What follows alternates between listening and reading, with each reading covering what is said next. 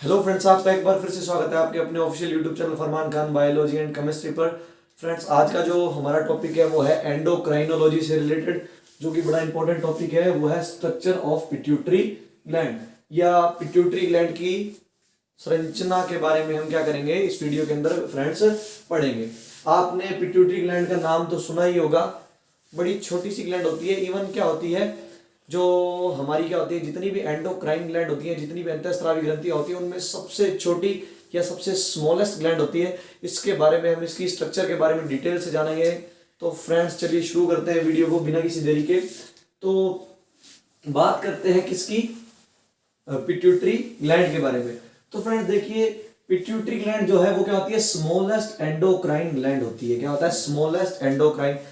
हमारी बॉडी के अंदर जितनी भी एंडोक्राइन ग्लैंड होती है, उनमें सबसे स्मॉलेस्ट जो ग्लैंड होती है वो कौन सी होती है, पिट्यूटरी ग्लैंड होती है।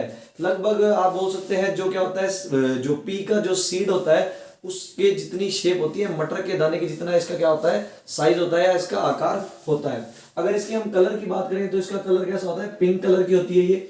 अगर इसकी साइज की बात करें, मैंने आपको बता ही दिया, लाइक पी सीड, आप बोल सकते हैं मटर के दाने के बिल्कुल जैसी होती है। कैसी होती है, मटर के दाने के समान होती है। अगर इसकी आप वेट की बात करेंगे, इसका जो वेट होता है, वेट जो होता है, इसका जो वजन होता है, लगभग आप बात कर सकते हैं आधे ग्राम से लगभग 1.5 ग्राम के आसपास हम बोल सकते हैं इसका क्या होता है, वेट होता है। अच्छा, एक बार इसके बारे में आपको एक बात और याद करनी है कि जो क्या होती है, ये एक्टोडर्मल होती है। मतलब जो हमारी, आप जानते ही होंगे क्या होती है, ह्यूमन क्या होता है, ट्रिप्लोब्लास्टिक है या त्रिजन स्तरीय होता है। तीन जर्म लेयर होती है एम्ब्रियोनल स्टेज में ह्यूमन के अंदर, एक्टोडर्म, एंडोडर्म और मेसोडर्म। तो उन्हीं तीनों जर्म लेयर से क्या होती है, हमारी बॉडी के सभी ऑर्गन, सभी स्ट्रक्चर डेवलप होती है।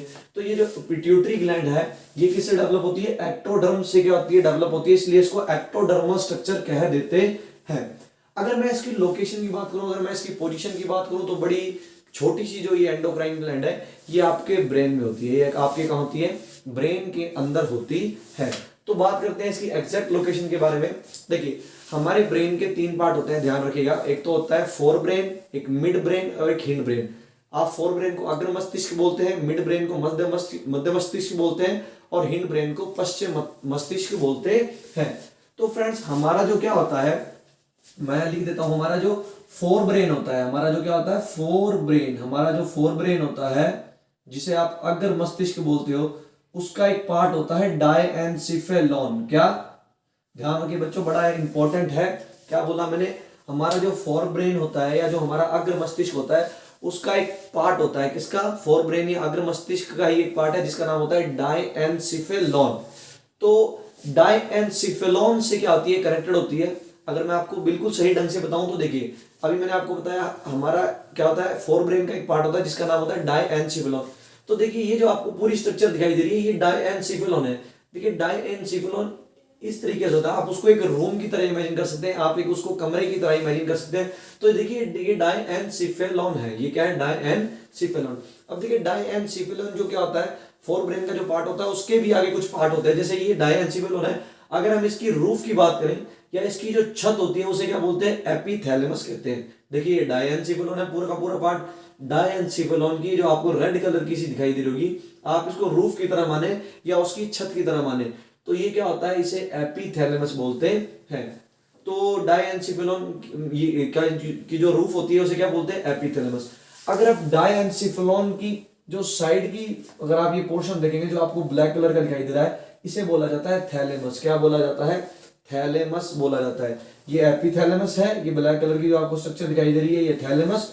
और ये आपको नीचे जो ब्लू कलर का आपको जो बेसमेंट वाला पार्ट दिखाई दे रहा है, किसका, डायएन्सिफेलॉन का, ये जो बेसमेंट वाला पार्ट दिखा रहा है, जिसको मैंने ब्लू कलर से ड्रॉ किया है, इसे बोलते हैं hypothalamus. Now that's very important point. आपको बच्चों ने बड़ा ध्यान रखना है इसके बारे में। हाइपोथैलेमस, हाइपोथैलेमस का होता है आपका जो डायएन्सिफेलॉन होता है, उसका जो बेसमेंट वाला पार्ट होता है या उसका जो आधारीय भाग होता है, वो कौन बनाता है, हाइपोथैलेमस बनाता है। ठीक है, देखिए, अब डायएन्सिफेलॉन के बीच में ये कैविटी जो होती है फ्रेंड्स, इस कैविटी को क्या बोला जाता है, इसे कैविटी को डायोसील कहते हैं। क्या बोलते हैं इसको, डायोसील कहते हैं। किसकी? डायएनसेफेलॉन की जो कैविटी होती है उसे डायोसील, डायएनसेफेलॉन की जो छत होती है उसे क्या बोला जाता है? एपिथैलेमस। ये डायएनसेफेलॉन का जो बेसमेंट पार्ट होता है या फ्लोर आप बोल सकते हो उसे क्या बोलते हैं? हाइपोथैलेमस। और जो साइड की आप तरीके से बोल सकते हो वॉल जो होती है उसे बोला जाता है थैलेमस।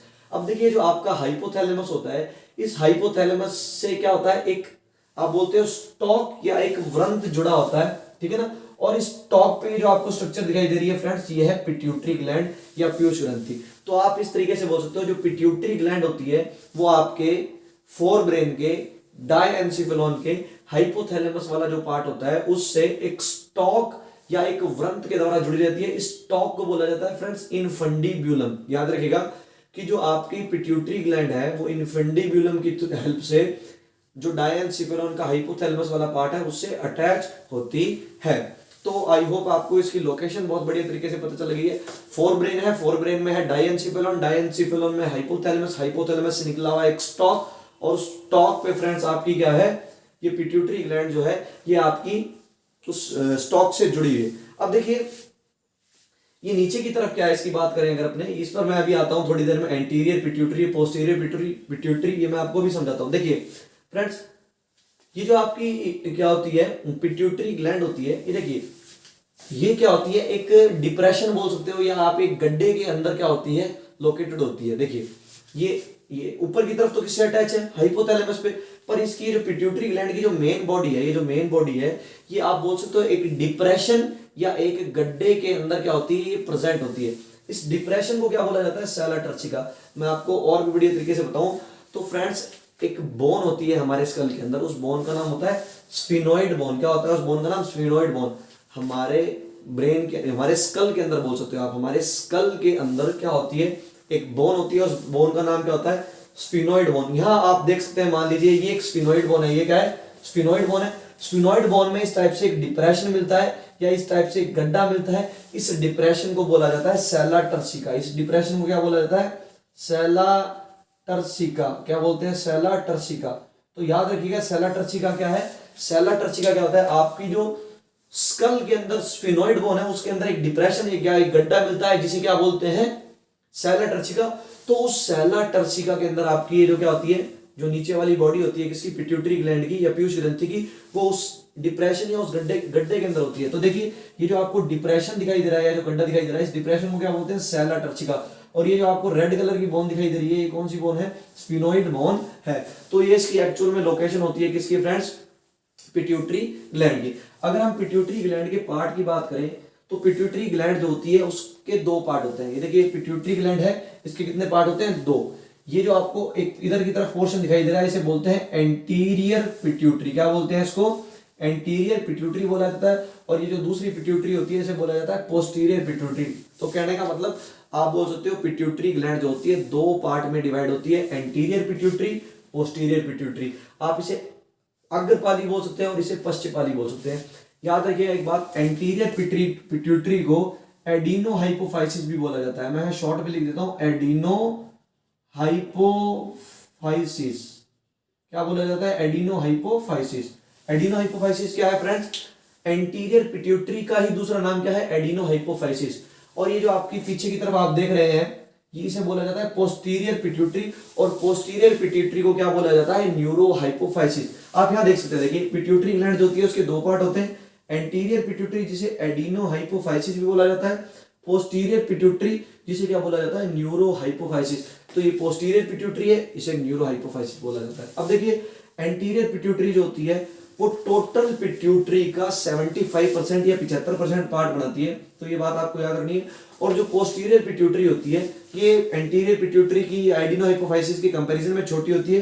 तो आप बोल सकते हैं ये पिट्यूटरी ग्लैंड का 25% या 25% पार्ट बनाती है। आप यहां भी देख सकते हैं एंटीरियर पिट्यूटरी आपको बड़ी दिखाई दे रही होगी और पोस्टीरियर पिट्यूटरी या जो न्यूरो हाइपोफाइसिस है वो छोटी दिखाई दे रही होगी। तो अब बात करते हैं फ्रेंड्स, देखिए याद रखिएगा एंटीरियर पिट्यूटरी जो होती है उसके तीन पार्ट होते हैं। एंटीरियर पिट्यूटरी के कितने पार्ट होते हैं? तीन। एक पहला पार्ट होता है पार्स ट्यूबरैलिस, दूसरा होता है पार्स इंटरमीडिया और तीसरा होता है पार्स डिस्टैलिस। अगर मैं आपको बताऊं तो रफली देखिए पार्स ट्यूबरैलिस अप्रोक्सीमेट यहां पे होता है। ये एंटीरियर पिट्यूटरी का ये जो ऊपर वाला पोर्शन होता है ये इसे क्या बोला जाता है? पार्स ट्यूबरैलिस, क्या बोला जाता है, पार्स ट्यूबरैलिस।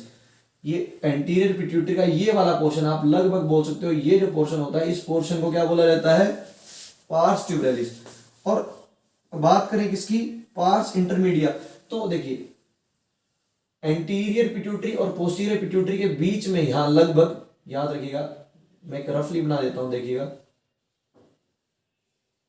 यहां पे लगभग, यहां पे, ठीक है, एंटीरियर पिट्यूटरी और पोस्टीरियर पिट्यूटरी के बीच में एक पार्ट होता है लगभग यहाँ पे, ये क्या होता है, पार्स इंटरमीडिया। ये क्या होता है, पार्स इंटरमीडिया बोलते हैं इस पार्ट को। इस पार्ट को मैं लिख देता हूं यहाँ पर, पार्स इंटरमीडिया बोला जाता है। क्या बोला जाता है, parse intermedia, parse intermedia, parse intermedia, ठीक है। तो ये पार्स इंटरमीडिया है। देखिए ये ध्यान देखिए, ये एरो देखिएगा आप, इस एरो को, ये जो है ये वाला पोर्शन फ्रेंड्स, ये वाला जो पोर्शन है, ठीक है ना, कहां पे होता है, एंटीरियर पिट्यूटरी और पोस्टीरियर पिट्यूटरी के बीच में कहीं पर क्या होगा, पार्स इंटरमीडिया होगा। और पार्स डिस्टलिस, ये जो वाला पूरा आपको पोर्शन दिखाई दे रहा है, ये पोर्शन जो दिखाई दे रहा है एडिनो हाइपोफाइसिस का, या आप बोल सकते हो क्या बोलते हैं, एंटीरियर पिट्यूटरी का, इस पार्स पोर्शन को क्या बोला जाता है, पार्स डिस्टलिस कहा जाता है। अगर आप बात करें किसकी, पोस्टीरियर पिट्यूटरी की, किसकी बात करें, पोस्टीरियर पिट्यूटरी की या न्यूरो हाइपोफाइसिस की, तो इसके भी 3 पार्ट होते हैं, मीडिया एमिनेंस, इनफंडिबुलम और पार्स नर्वोसा। देखिए फ्रेंड्स, मीडिया एमिनेंस जो होता है वो लगभग यहां पर होता है, कहां पे होता है, लगभग यहां पर होता है आपका मीडिया एमिनेंस। इनफंडिबुलम, देखिए ये जो इनफंडिबुलम है इसे पोस्टीरियर पिट्यूटरी का पार्ट माना जाता है, ये देख सकते हैं आप, इनफंडिबुलम ये पोस्टीरियर पिट्यूटरी का पार्ट है। और जो आपका थर्ड पार्ट होता है पार्स नर्वोसा, वो लगभग यहां पर होता है, कहां पर होता है, ये लगभग यहां पर, ठीक है। तो एक बार दोबारा से देख लेते हैं, जो पिट्यूटरी ग्लैंड है उसके कितने पार्ट है, 2 एंटीरियर पिट्यूटरी, आप बोल सकते हो एडिनो हाइपोफाइसिस, जो टोटल पिट्यूटरी का 75% पार्ट बना रहा है, और दूसरा आप बोल सकते हो पोस्टीरियर पिट्यूटरी या न्यूरो हाइपोफाइसिस, पोस्टीरियर पिट्यूटरी, ठीक है, पोस्टीरियर पिट्यूटरी या न्यूरो हाइपोफाइसिस बोलते हैं, ठीक है। इसके भी कितने पार्ट हैं, 3 पार्ट होते हैं, मीडिया एमिनेंस होता है, इनफंडिबुलम होता है, और आपका पार्स नर्वोसा। ये आपका ये क्या होता है, मीडिया एमिनेंस, ये इनफंडिबुलम हो गया, और यहाँ पे आपका होता है पार्स नर्वोसा, ठीक है। आपके एंटीरियर पिट्यूटरी के 3 पार्ट, ये आपका होता है कौन सा, पार्स ट्यूबरैलिस, ये आपका पार्स इंटरमीडिया, और ये होता है पार्स डिस्टलिस, ठीक है फ्रेंड्स। तो आई होप आपको ये जो पिट्यूटरी ग्लैंड है ये इसकी स्ट्रक्चर समझ में आ गई होगी। अगर आपको ये वीडियो पसंद आई हो फ्रेंड्स तो वीडियो को लाइक करिएगा, ज़्यादा से ज़्यादा शेयर करिएगा, ताकि और भी बच्चे इस वीडियो का फायदा उठा सकें। अगर आपको इस टॉपिक से रिलेटेड कोई भी क्वेरी हो या कोई भी डाउट हो तो आप मुझे कमेंट सेक्शन में कमेंट करके बता सकते हैं। ये मेरा नंबर है, आप इस पर मुझे कॉल कर सकते हैं, मुझे आपके सवालों के जवाब देने में बड़ी खुशी होगी। तो मिलते हैं नेक्स्ट वीडियो में, तब तक के लिए इस वीडियो को देखिए, बार बार रिवाइज कीजिए, और अगर आप इस चैनल पे नए हैं तो आप इस चैनल को सब्सक्राइब करना ना भूलें, और आपके बराबर में जो बेल आइकन है उसको भी जरूर दबा दें। मिलते हैं नेक्स्ट वीडियो में, तब तक के लिए गुड बाय।